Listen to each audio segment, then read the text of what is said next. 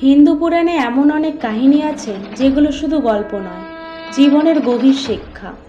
আজ আমরা শুনবো এক অসুরের জন্ম থেকে মৃত্যু পর্যন্ত বিস্ময়কর কাহিনী। সমুদ্রপুত্র জলন্ধর এবং মহাদেবের সঙ্গে তার ভয়ঙ্কর যুদ্ধ, এবং বৃন্দা দেবীর অভিশাপ থেকে তুলসীর জন্ম রহস্য। তো চলুন বন্ধুরা, দেরি না করে শুরু করা যাক। দেবী গঙ্গার গর্ভ থেকে সমুদ্রের পুত্র হিসেবে জলন্ধরের জন্ম হয়। যেহেতু সে জল থেকে জন্মেছিল, তাই তার নাম জলন্ধর। জন্মের পর থেকেই সে অসাধারণ শক্তিশালী ও পরাক্রমশালী হয়ে ওঠে। জলন্ধর অল্প বয়স থেকেই অসুরদের রাজা হয়ে ওঠে। শীঘ্র এসে দেবতাদের ওপর আক্রমণ করে এবং নিজের শক্তির দ্বারা 3 লোককে জয় করতে থাকে। এমনকি ইন্দ্র, বায়ু, অগ্নি কেউই তাকে হারাতে পারেননি। জলন্ধর শুধু পরাক্রমী ছিল না, তার অহংকারও ছিল প্রচণ্ড।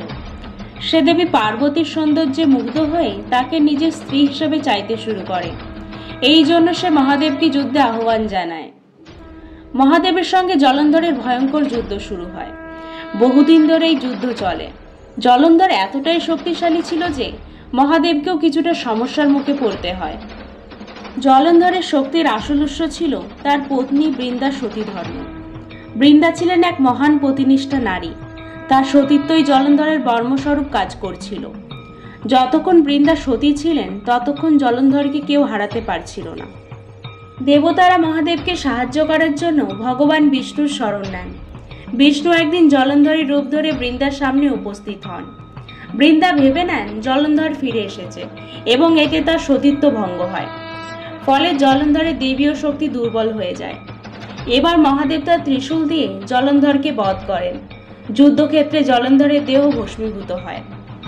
জলন্ধরের মৃত্যুতে দেবলোক আবার শান্ত হয়।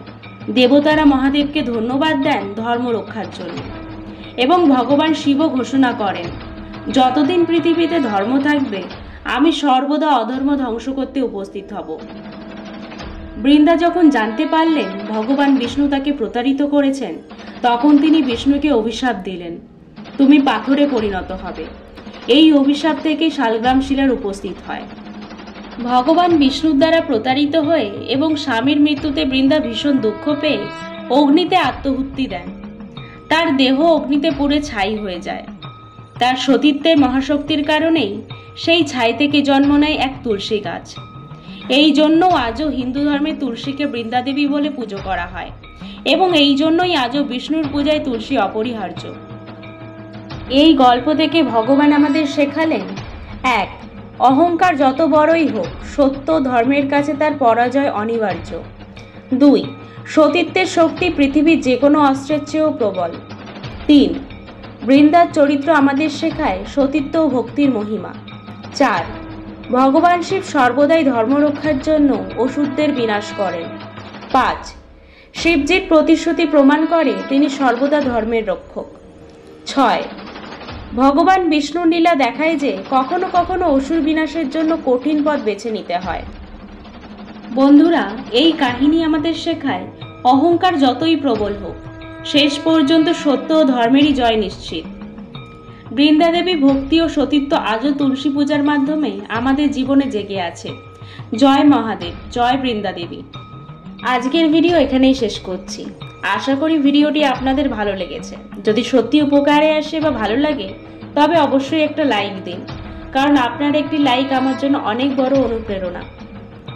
আপনাদের যদি কোনো প্রশ্ন থাকে বা নতুন কোনো বিষয় নিয়ে ভিডিও দেখতে চান, তাহলে অবশ্যই কমেন্টে জানাবেন। আপনার মতামতই আমার চ্যানেলকে আরও সমৃদ্ধ করবে। আর হ্যাঁ, এরকম আরও আধ্যাত্মিক ভিডিও নিয়মিত দেখতে চাইলে এখনই চ্যানেলটি সাবস্ক্রাইব করুন এবং পাশে থাকা বেল আইকনটি ক্লিক করুন, যাতে নতুন ভিডিওর নোটিফিকেশন সবার আগে পান। সকলে খুব ভালো থাকুন, সুস্থ থাকুন। দেখা হবে পরের ভিডিওতে। ধন্যবাদ।